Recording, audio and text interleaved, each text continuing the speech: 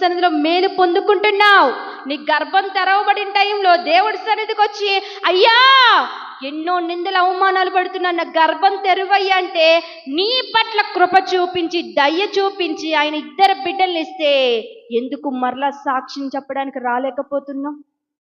దేవుడు ఆ రోజున నిన్ను ఐసీ వార్డులో నుంచి ఇంకా చనిపోతావు, ఇంకా బ్రతకలేవు, హాస్పిటల్ డాక్టర్స్ కూడా చెప్పేసిన టైంలో దేవుడు నిన్ను స్వస్థపరిచి ఈరోజు దేవుడి సన్నిధిలో నిలబెడితే ఎందుకు సాక్ష్యం చెప్పలేకపోతున్నావు?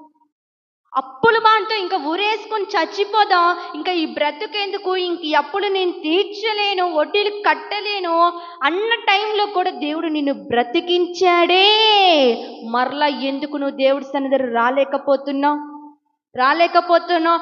ఇంత కష్టపడి చదువుతున్నాను, ఇంతగా మా అమ్మ వాళ్ళు డబ్బులు పెట్టి చదివిస్తున్నారు, అయినా నాకు టాలెంట్